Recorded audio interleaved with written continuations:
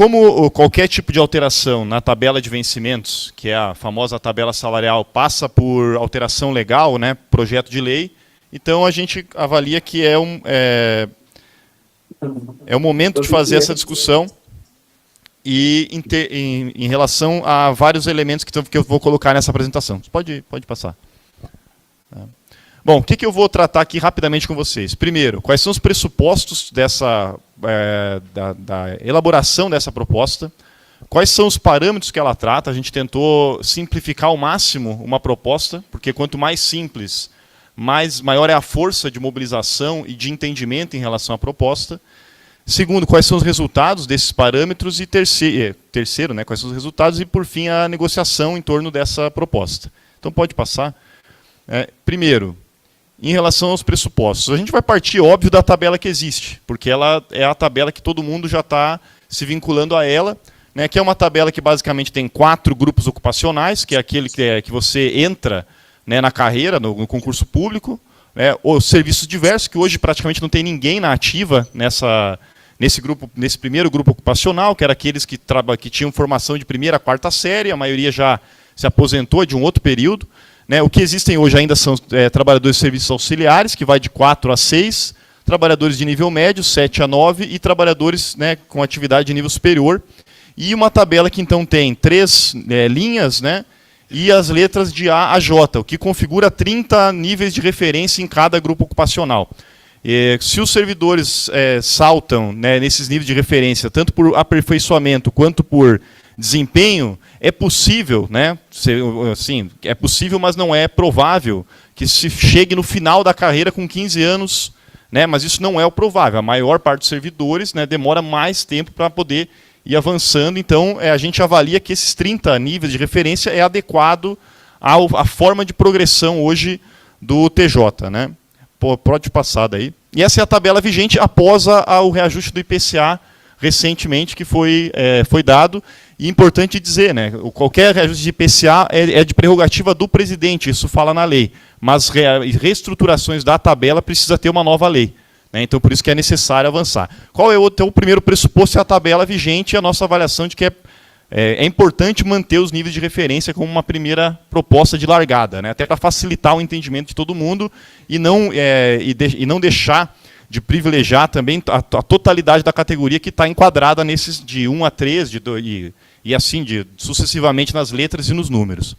Outro ponto importante, né, outro pressuposto importante, a defasagem da tabela do TJ em relação aos órgãos similares aqui de Santa Catarina. Órgãos que têm orçamento similar e composição do quadro de pessoal similar, com a única particularidade da LESC, que tem um orçamento muito robusto em comparação com o tamanho do seu quadro, né? Que daí por isso que dá aqueles valores tão grandes assim que a gente acha que é um ideal a se seguir, mas que não há possibilidade efetiva de chegar naqueles valores da LESC, pelo menos num primeiro passo de reestruturação de tabela salarial. Mas mesmo em relação ao MP, que é um órgão bastante similar ao TJ, há uma defasagem. Aqui a gente pega, por exemplo, né, em nível técnico, inicial de carreira o verde, final o vermelho. A gente vê que o TJ está abaixo, né, da LESC e do MP, no nível técnico, e pode seguir no próximo slide, e também no nível superior de analista, né, que também há defasagem tanto no inicial quanto no final.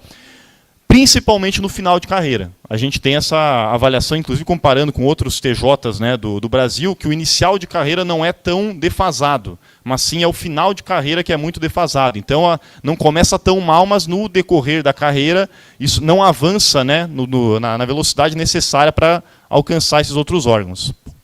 Pode passar. Então, esse é o primeiro pressuposto, né, segundo pressuposto. E o terceiro pressuposto é a gente avaliar com os outros tribunais.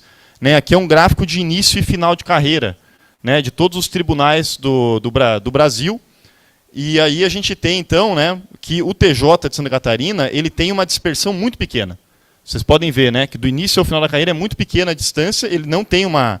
E está mal posicionado, e especialmente mal posicionado em relação ao potencial arrecadatório do Tribunal de Justiça de Santa Catarina, né, que é um dos maiores do Brasil. Então a gente tem, né, uma carreira que não está entre as melhores do Brasil, mas um potencial arrecadatório que está, e daí os dados que a gente tem divulgado, né, demonstra isso. Então é outro pressuposto, isso aqui no nível técnico, mas no nível de superior, nível de ensino superior também é a mesma coisa, no próximo slide.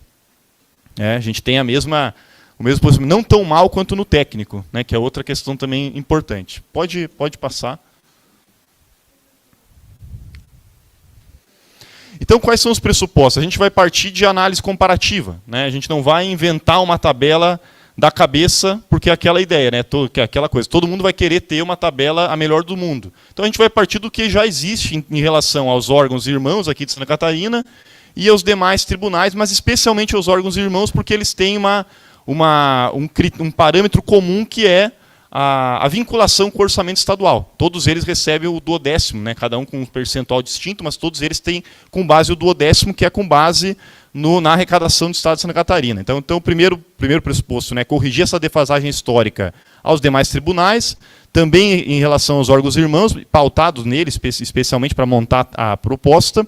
Né? Outro pressuposto é esse que eu falei, né, o estímulo à entrada e o desestímulo à permanência, e é algo que surgiu da própria boca do tribunal na negociação, porque o tribunal tem também um investimento, né, na qualificação dos profissionais, e o que acontece hoje muito na dinâmica do serviço público é que tem uma certa indústria em torno dos cursinhos preparatórios para serviço público. Então, uma carreira que você entra bem e no final não é boa, é ruim para o próprio TJ em alguma medida, porque o servidor entra, ganha estabilidade e ao invés de permanecer na carreira, muitas vezes vai continuar estudando um concurso público para passar para um outro órgão. E isso faz com que o próprio tribunal perca, né, não tenha capacidade de reter profissionais. E num momento onde tem uma mudança tecnológica, que é necessário qualificar os profissionais para se adequar a essa mudança, o próprio tribunal também, na nossa avaliação, e eles externaram, né, isso tem interesse em melhorar, especialmente essa progressão na carreira, para equiparar com outros órgãos e reter profissionais. E conter um pouco também algo que é compensatório a uma carreira defasada, que são as gratificações, né, que acabam ganhando um peso muito grande na remuneração dos servidores, por conta do fato que o vencimento básico que está na tabela é defasado e também fragmenta muito a categoria, dificulta o próprio processo de unificação da categoria. Então, esses são os pressupostos da proposta. E pode avançar. E daí o que a gente resumiu, né? Tudo isso a gente resume, e aí o trabalho de resumir às vezes é o mais difícil, né? A 2 parâmetros, que é manter o que já tem, aquela tabela que já tem, né? Aquela estrutura que já tem da tabela, mas inserir nela 2 parâmetros importantes. Primeiro, o IPCA que já foi dado, mais os 5%, mas no inicial de cada grupo ocupacional, inicial de carreira de cada grupo ocupacional, 5% de ganho, né? E o principal, que equipara com o que existe hoje na Alesc, né, e um pouco superior até com o Ministério Público. Qual que é o problema, se a gente pensar que inicia ok, né, mas termina mal? É porque o salto entre as referências é muito reduzido. E aí por quê? Porque a média do salto entre as referências do TJ é de 1,3%, enquanto que no Ministério Público é 2,5%, né, e na Alesc é 3%. E isso a gente pode achar, não, um percentual muito baixo. Mas um em cima do outro é que nem juros compostos que a gente paga no banco. Né? Uma taxazinha de 1 ou de 1,2 é uma variação bastante significativa quando a gente vai incidindo um em cima do outro, que é o que acontece aqui. Então a nossa proposta é manter os 5% que já foi aprovado na campanha salarial no início de carreira e nos demais níveis, né, ir aplicando não mais 1,3% como é hoje, mas sim 3%. Então 2 parâmetros básicos para fazer o debate junto ao tribunal. Né? E isso vai dar, então, para esses 2 parâmetros básicos, pode passar? Para além, claro, do adicional de qualificação, que também já foi aprovado na última Assembleia e continua vigorando aqui. Depois eu até posso voltar para mostrar como incide, né? Porque primeiro acho que tem que mostrar a tabela, pode passar.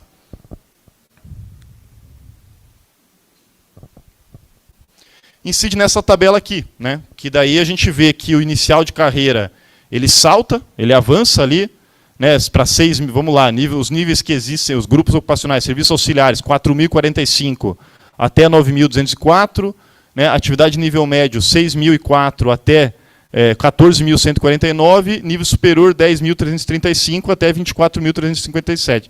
Né, isso aplicando, né, mantendo a linearidade da aplicação de 3% no salto de cada uma da referência. Então vai saltar do 9A para o 9B, 3%, 9B para o 9C, 3%, e assim sucessivamente monta essa tabela que tem como vantagem também que o final de carreira de um grupo ocupacional inferior, ele avança para além do início de carreira do grupo ocupacional posterior, o que também dá um caráter de valorizar, né, os profissionais que permanecem na casa, independentemente do grau de formação deles, né, e isso aí também é importante.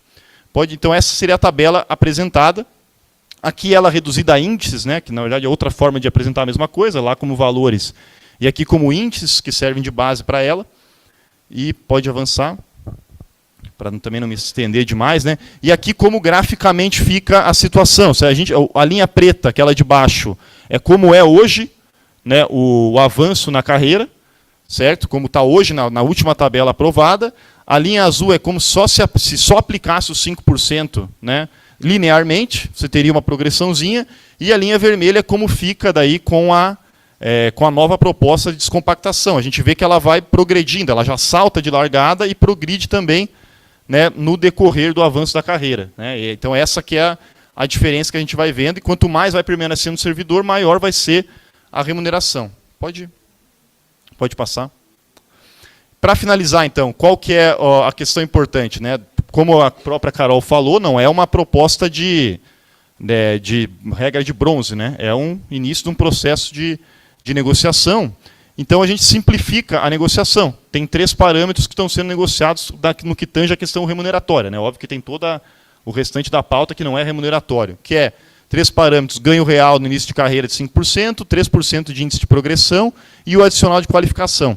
A gente avalia que tem maior simplicidade para comunicar e mobilizar do que fazer algo muito complexo, que às vezes se perde tendo mais tempo para dirimir dúvida do que focar no que interessa, que são 2 pontos, né, 3, aliás, desculpa, e o que a gente avalia que é o interesse do Poder Judiciário de mexer nessa pauta, talvez não da forma como a gente apresente, mas isso é óbvio do processo de negociação, do processo de mobilização, mas que há interesse naquilo que eu falei, que é a retenção dos profissionais e também a valorização da qualificação, que vai ao encontro do que o próprio CNJ também colocou, né, um nível de profissionais qualificados, mas que não tem essa qualificação revertida em progressão remuneratória durante a carreira. E acho que pode passar? Acho que é isso. É isso. Na qualificação. Porque tem outro dado importante, né? Porque usa o adicional de qualificação, a proposta que já foi lançada... no próximo, por favor. A proposta que já foi lançada na última... no quadro da qualificação. Mais para frente. Para frente. Isso, é isso aí. Como a gente viu, né, ele é a proposta é de um índice em cima do 12J. Né? Então, tal como acontece com os outros benefícios, vale alimentação, auxílio médico social, que é tudo vinculado, que já foi uma conquista, né, da categoria de vincular a tabela salarial. Antes eram valores fixos, passaram a ser valores vinculados à tabela. Então, se aumenta, se progride a tabela, se valoriza a tabela, também vai ter progressão nos adicionais. A gente fez aqui uma simulação, né, 10% para graduação, 15% para especialização, né, pós-graduação lato sensu, 20% mestrado e 30% doutorado, também comparado com práticas que são feitas em outros órgãos, né, não é uma invenção aqui, já existe em outros órgãos esses adicionais de qualificação. E qual seria o valor se a gente manter a referência atual, que já é um ganho significativo, né, mas se ampliar o ganho real de 5% e ir fazendo a tabela com dispersão maior, né, no sentido de avançar no decorrer do avanço nos níveis de referência. E lembrando, né, que também os vale alimentação e todos os demais benefícios vinculados à tabela têm ganhos vinculados ao avanço que se puder fazer nos níveis da tabela, né? Então tudo tem uma implicação em cascata na estrutura remuneratória do tribunal, inclusive as gratificações, que também tem vinculação com isso e abre grandes possibilidades de negociação, né, no decorrer do processo. Então é isso, tá? Agradeço a atenção.